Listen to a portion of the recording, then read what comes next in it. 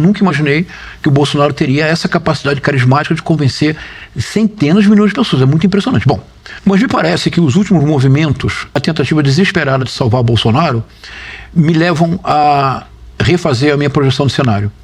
Por que o bolsonarismo está fazendo agora? O que está acontecendo nesse momento? A tentativa de salvar o Bolsonaro, o movimento bolsonarista, enquanto movimento político de massas, está queimando todas as pontes. Está criando um mal-estar que é incurável com o sistema judiciário e com o sistema político. Não teria havido Bolsonaro sem Lava Jato. O Bolsonaro é um fruto o Bolsonaro foi a convergência inesperada na figura dele da pulsão antissistêmica. Logo ele, que passou a vida inteira se locupletando do dinheiro público e levou toda a família para fazer o mesmo, para tornar o peculato o tema principal dos almoços de domingo na família do Bolsonaro. O tema principal é rachadinha e cheque de Queiroz na conta da Michele Bolsonaro. Mas ele conseguiu ser essa convergência inesperada na figura dele do antissistema. E aí as imagens começam a ser ressignificadas. Por exemplo, você lembra de uma imagem célebre do Bolsonaro discursando sozinho na Câmara Federal? Sim. Era uma imagem que revelava o descolamento da realidade, a irrelevância, a insignificância do Bolsonaro, que era considerado no Congresso brasileiro como um exótico representante do baixo clero. Ninguém levava ele a sério. Depois das jornadas de 2013, na campanha eleitoral de 2018, de maneira muito hábil e inteligente, essa foto foi ressignificada. Antissistema. É isso. Perfeito. O sistema não está ali e ele está sozinho lutando contra o sistema. Que é muito impressionante essa capacidade de inverter todas as coisas. Sim. Então, o que acontece? Para salvar o Bolsonaro agora, todas as pontes estão sendo queimadas com o judiciário e com o sistema político. Por exemplo, nada foi menos hábil do que aqui na Avenida Paulista os ataques feitos ao presidente da Câmara, Hugo Mota. Porque o presidente da Câmara tem que é importante que a nossa audiência saiba. É ele que estabelece a pauta que vai ser votada. Se não vota o projeto de lei? Então, a pressão absurda que foi feita contra o presidente da Câmara, na verdade, é uma pá de cal na possibilidade do projeto da lei da anistia, o protocolado pelo major Vitor Hugo. De outro lado, o judiciário hoje está com as barbas de molho. E eu diria que no Supremo Tribunal Federal há 2 ministros que estão tendo dificuldade para dormir. Não é o ministro Flávio Dino, nem o ministro Alexandre de Moraes. É o ministro Cássio Nunes Marques e o ministro André Mendonça. Porque o Bolsonaro já disse em várias ocasiões, 2026 será diferente, porque o Tribunal Superior Eleitoral terá outro presidente. Quem é o presidente? É o Nunes Marques. E por que ele diz isso? Porque ele apontou o Nunes Marques. O que ele está fazendo, na verdade? Ele está colocando nas costas do Nunes Marques um peso insuportável. De colocá-lo na urna novamente. É isso. Então, o bolsonarismo, na tentativa desesperada de salvar o Bolsonaro, explicitou 2 lados que estavam ocultos. Quais são os 2 lados que estavam ocultos? Que permaneceram ocultos, e para dizer biblicamente, tudo que está oculto será revelado. De um lado, é que o bolsonarismo se transformou no patriotismo na terra estrangeira. O que parecia apenas um gesto inusitado do presidente de bater continência para a bandeira americana. Nunca na história brasileira um presidente havia batido continência para uma outra bandeira. Bater continência para a bandeira americana. Se aproximar do Donald Trump na ONU e dizer I love you. No inglês particular do Bolsonaro. A bancada bolsonarista teria ido a Washington para pedir no Congresso americano sanções econômicas contra o Brasil. O Eduardo Bolsonaro, hoje nos Estados Unidos, está articulando-se com a extrema-direita dos republicanos no Congresso americano para criar punições legais ao ministro Alexandre de Moraes. Isso é crime de lesa pátria. São vendilhões da pátria. Não pode haver bolsonarismo sem verde-amarelismo. Totalmente de acordo com Marilena Chauí. O que está acontecendo agora? Para salvar o Bolsonaro, eles estão queimando simbolicamente o seu patrimônio maior, que é esse patriotismo. Esse modelo está sendo seguido agora pelo Donald Trump. É o modelo que o Bolsonaro pretendia impor. É o modelo do Javier Milei na Argentina. É muito concreto. É o modelo do Nayib Bukele em El Salvador. Nome, aliás, que deve exigir nossa atenção. O Bukele será um nome muito importante ano que vem, em 2026, para a extrema-direita brasileira. Já está se tornando. Então esse é o caldo no qual estamos. Como é que nós podemos ver que de fato existe uma articulação? De um lado, que é a área na qual eu trabalho, uma articulação discursiva. Por exemplo, Demore, se os que nos estão assistindo agora, depois, se tiverem interesse, se colocarem lá no YouTube assim, Ben Shapiro, que é um líder da extrema-direita norte-americana. Axel Kaiser, que é um representante da extrema-direita chilena. Glória Álvarez, representante da extrema-direita na Guatemala. Javier Milei, antes de ele ser presidente. Quem fizer isso encontrará os mesmos discursos com as mesmas a figura de linguagem é uma retórica própria, é o que eu chamo de retórica do ódio. Ela é extraordinariamente eficiente, ela tem um efeito, o efeito produzido é tosco, mas a produção desse efeito é muito sofisticada. É isso que nós enfrentamos hoje em dia. Não foi por acaso, então, que a Giorgia Meloni, na última eleição, ela usou justamente o slogan Dio, Pátria e Família. Quer dizer, que na verdade era um slogan usado pelo Mussolini, isso aqui é uma informação, não tô nem, né? Claro. As pessoas às vezes há um exagero na comparação. Gente, eu tô dando uma informação histórica. O Mussolini usava o slogan Deus, Pátria, Família. Claro. Bolsonaro usou o slogan Deus, Pátria, Família. Salazar usou em Portugal, Meloni está usando agora. Então isso é uma escolha consciente, né? É consciente. É a tentativa da criação de uma ideia de que existe uma ameaça na pauta dos costumes. Isso é muito importante. Nós precisamos nos perguntar, Demore, por que é que a extrema-direita insiste tanto na pauta dos costumes? E às vezes de uma forma que para nós é quase caricata. Isso é bem importante compreender, porque aí você compreende a retórica do ódio, que é uma produção. E é uma produção que tem um caráter bem interessante. É assim, há uma produção que é própria da extrema-direita. A produção própria da extrema-direita consiste em inventar inimigos imaginários o tempo todo. Porque somente inventando inimigos imaginários você mantém a massa permanentemente unida contra este adversário. Então essa é uma característica da extrema-direita. Mas há algo na extrema-direita que é muito inquietante. É que a extrema-direita, ela viceja no mundo contemporâneo porque ela possui afinidades estruturais não planejadas, mas por isso mesmo ainda mais fortes com o universo digital. É como se o universo digital e a extrema-direita fossem irmãs gêmeas. O que uma faz, a outra potencializa. O que uma pensa, a outra realiza. Posso dar 2 exemplos nisso? Eu acho bem importante. Vamos lá.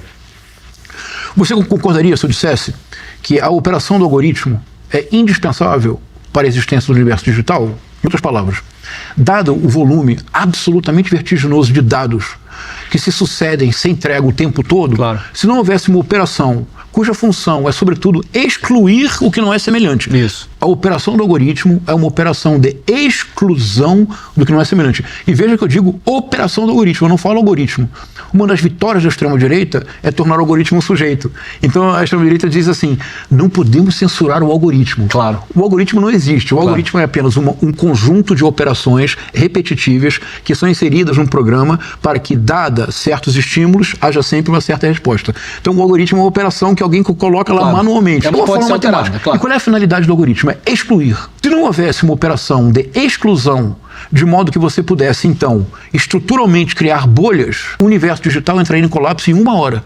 Em 1 minuto entraria em colapso, porque não haveria como dar conta daquele aluvião de informações. Então, a operação do algoritmo não é uma avaliação de valor, não estou criticando a operação do algoritmo. Ela é intrínseca à natureza do universo digital. Se é assim, isso quer dizer, então, que a criação de bolhas é estrutural à própria dinâmica do universo digital. Segundo problema do universo digital. Mesmo criando bolhas, a quantidade de ofertas é sobre-humana. Nenhum de nós pode dar conta daquela quantidade de ofertas. O que é necessário, então, é indispensável criar um tipo de linguagem e uma retórica que capture a atenção das pessoas. A economia da atenção, por isso, é o eixo da dinâmica das redes sociais. Todos esses coaches, sejam os mirins, sejam os idosos, todos os coaches são coaches da captura da atenção alheia. Todos os cursos são cursos de como capturar a atenção alheia. É a segunda parte estrutural do universo digital. Não é uma crítica, é uma descrição. Terceiro ponto, agora a gente chega à analogia completa com a extrema-direita. E um universo novo se abre para nós. Terceiro ponto, o universo digital reinventou a economia global. Hoje é impossível pensar na economia global sem a economia digital, não é verdade? Sim. Mas há 30 anos atrás não existia economia digital como hoje. Hoje a economia digital é o eixo de boa parte das economias mundiais. As maiores fortunas do mundo hoje são associadas de uma forma ou de outra à economia digital. Agora vamos fazer a ponte com a extrema-direita? Olha que impressionante, Demore. Quando isso me ocorreu, eu disse, meu Deus, isso é pior do que a gente pensa. Foi a mesma sensação que eu tive quando eu imaginei que havia compreendido o que era o bolsonarismo. Veja, a extrema-direita é a transferência da operação do algoritmo para a política. Porque a extrema-direita não tem adversário. Não há polarização. Isso é um equívoco nosso. Não existe polarização para a extrema-direita. A polarização é o elan vital. Sem polarização não há vida. Você se alimenta bem, você digere. Depois do dia vem a noite. Lá no Gênesis, Deus fez a luz e viu que era bom. Tem os peixes do mar, as aves do céu. Todas as cosmologias conhecidas funcionam a partir de estruturas binárias. Alto, baixo, céu, mar. A polarização é o elan vital. A extrema-direita nunca polariza. Isso é muito importante não naturalizar. Como assim? A extrema-direita não polariza. Você só polariza quando você reconhece a existência de um polo adversário, contrário ao seu, e você contradita, argumenta, busca convencer a um terceiro elemento, o eleitorado, de que a sua oposição é a oposição correta. Perfeito. Então, numa eleição tem que ser polarizada. Eu tenho que dizer, olha, eu tenho que dizer para o eleitorado, na minha concepção, eu, que sou da esquerda democrática, eu já sou velhinho e continuo sendo da esquerda democrática, vou morrer assim, eu considero que uma opção de esquerda democrática é a solução para uma sociedade mais justa e fraterna. Se você é de direita ou liberal, nenhum problema. Você precisa convencer o eleitorado de que a sua posição, que é oposta à minha, é a mais condizente para o desenvolvimento. Perfeito. A extrema-direita não polariza. A extrema-direita procura eliminar o outro. Por isso é bem importante. Por isso a extrema-direita fala em guerra cultural. Antes da extrema-direita, nós nunca nos tínhamos referido à guerra cultural como eles se referem. Nós falávamos em disputa de hegemonia, luta ideológica, a guerra, porque quando eu falo em disputa de hegemonia ou luta ideológica, claro, está implícito que há vozes dissonantes, que sempre haverá. E que são espaços a se ocupar transitoriamente, né? Você isso. pode ocupar agora e não ocupar esse espaço amanhã. Porque amanhã o polo contrário pode convencer a sociedade que essa opção é melhor. Claro. Guerra cultural. Quando você está na guerra, a lógica da guerra, legitimamente numa guerra, a lógica da guerra é militar, a neutralização do inimigo. Isto é o seu desaparecimento. Então a extrema-direita, ela quer que nós desapareçamos. A extrema-direita quer, de fato, excluir. Ou seja, a extrema-direita significa transferência para o universo político da operação do algoritmo. 2. Leandro, qual é a linguagem da extrema-direita? A extrema-direita é a transferência para a política das regras básicas da economia da atenção. Por que o Pablo Marçal obteve esse êxito todo que ele obteve? E eu fiz várias análises mostrando isso. Porque o Pablo Marçal significou o maior risco para a democracia brasileira. A tentativa de colonizar a política pela economia da atenção. Qual é a diferença? É que na política você precisa ter adversários. Pessoas que pensam de forma antagônica.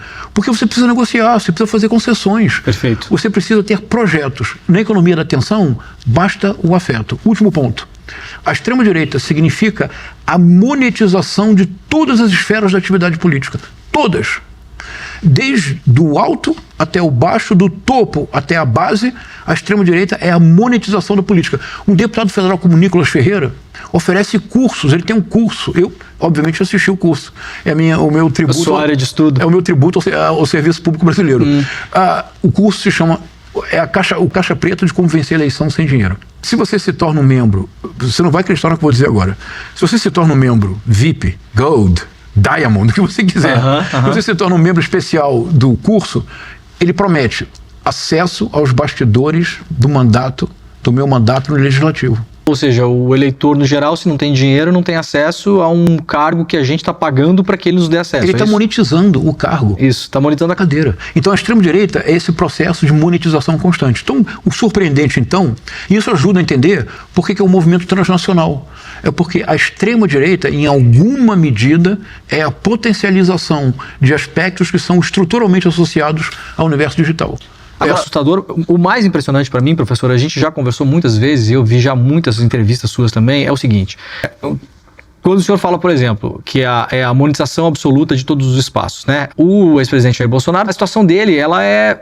Eu não vou falar grave porque é um termo médico que eu não tenho autorização para usar, mas ela não é simples. Um problema de saúde decorrente da facada. É uma situação difícil.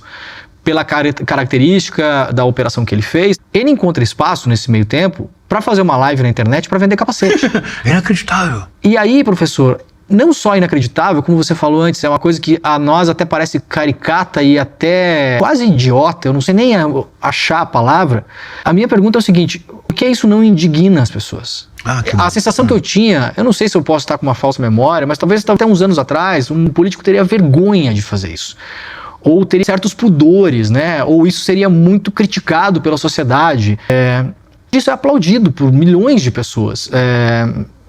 Qual é o mecanismo mental que faz a pessoa assistir aquilo e falar: pô, que legal, o cara tá no UTI vendendo capacete. Isso que eu não consigo... Pois é, eu tenho uma hipótese, meu amor. Não tenho certeza nenhuma, eu tenho uma hipótese. Porque isso me surpreende muito também. E uma coisa, se nós formos honestos, tentamos ser intelectualmente honestos. Todos nós temos um parente próximo, um amigo de escola, um colega de trabalho, um vizinho, que nós sabemos que são boas pessoas, são pessoas corretas, honestas, trabalhadoras, solidárias. E nós acompanhamos o processo de radicalização dessas pessoas, não é? Muito. Essas pessoas começaram, em 2018, a dizer uma frase curiosa, a fazer afirmações que não condiziam com a imagem que nós tínhamos dessas pessoas. Setembro de 2018, foi um verdadeiro abre de sésamo. Foi. Depois da facada, muitas dessas pessoas declararam abertamente seu voto. Ou seja, expressaram sua tendência de votar no Bolsonaro. Algumas dessas pessoas nunca voltaram. Continuaram num processo constante de radicalização. O que está acontecendo? Minha proposta. E aqui há uma diferença importante em relação ao nazifascismo, para retomar o início. Perfeito. É que no nazifascismo, por exemplo, em 1933, Hitler chegou ao poder, foi eleito e depois se torna chanceler, mas foi pelo voto. Primeira ação do Joseph Goebbels, como ministro especial do Hitler, primeira ação dele, criar um projeto chamado Rádio do Povo. Mas o que é isso? Era um projeto para subsidiar e estimular indústrias a produzirem rádios em grande quantidade, num preço acessível. É que vocês são muito jovens, mas eu ainda fui ao Maracanã com radinho de pilha. Eu fui também, professor. Eu sei que eu tenho cara de 43, mas eu tenho 44. Você lembra do radinho de pilha? Claro. É isso. Eventualmente a gente jogava no campo também. Isso. O radinho de pilha. E era muito comum, você via em prédios, nas ruas, as pessoas com seus radinhos de pilha. Eu ia até o centro de Porto Alegre para comprar o radinho de pilha no camelô para ir depois ao jogo. Não é isso? Eu já fiz várias vezes isso. Isso é uma invenção do Goebbels. Por quê? Porque era indispensável que o tempo todo houvesse uma mensagem enviada desde uma central para convencimento constante e persuasão permanente do povo.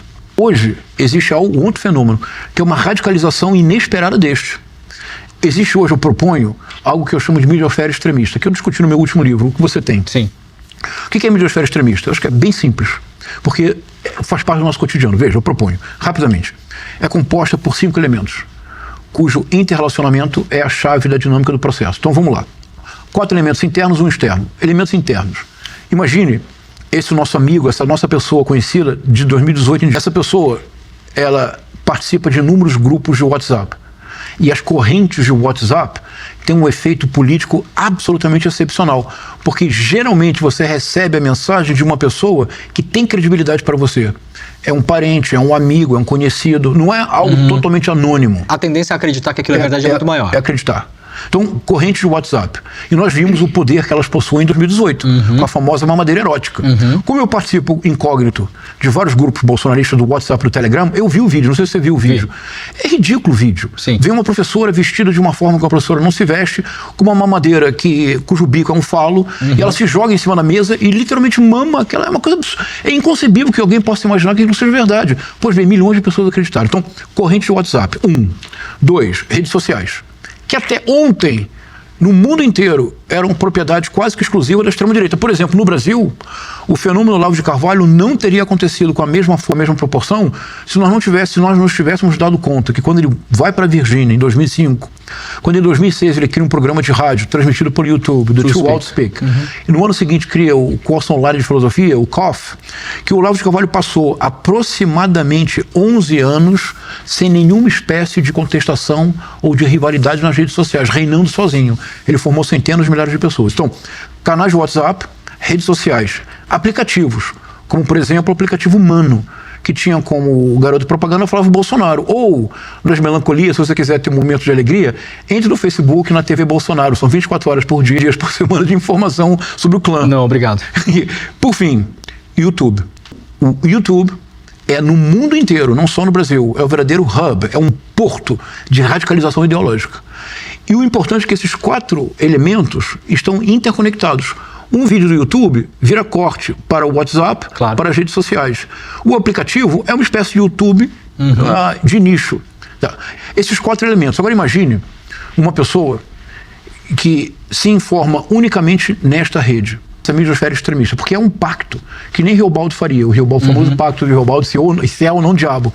O Riobaldo do Guimarães Rosa não faria esse pacto. O pacto é muito claro. Você participa dessa rede, você se compromete claramente a só se informar no interior da midiosfera extremista.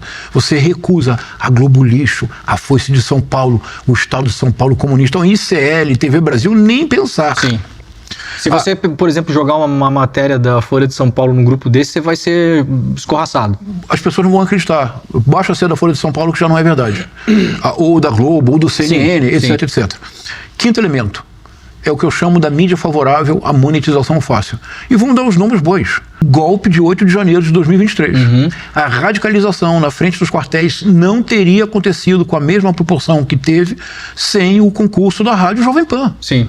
E eu posso dizê-lo, porque nesse momento de estudo do bolsonarismo, eu domino a grade da Jovem Pan, eu conhecia toda a grade da Jovem Pan, todos um comentarista, que não é jornalista, é um influencer de extrema-direita, Paulo Figueiredo Filho, disse com todas as palavras da Rádio Jovem Pan que o artigo 142 tinha que ser invocado e se por acaso houvesse resistência, que o Exército, expressão dele, porque isso não é meu vocabulário, expressão dele, está gravado, expressão do Paulo Figueiredo Filho, o Exército passará o cerol, ou seja, mandará todos para a praia, expressão dele. Sim. Isto é, eliminará. Então, junta esses 5, Leandro, imagina uma pessoa agora, uma pessoa dessa que nós conhecemos, um parente próximo nosso, um amigo de infância, um colega de trabalho que nós sabemos que são pessoas boas. Você é submetido a essa dieta sistemática de desinformação. Ao final de 6 anos é um outro ser humano. Você não consegue mais conversar. E você não consegue conversar não porque ela não tem argumento, é porque essa pessoa tem argumentos demais. Mas são todos falsos. Nisso, o capacete na UTI é isso. É absolutamente normal. É isso. Então, porque essa mídia, exatamente, o que essa mediosfera extremista produz, então, é o que eu proponho, que é a grande estratégia da extrema-direita mundial. É a produção sistemática de caos pela hiperpolitização do cotidiano.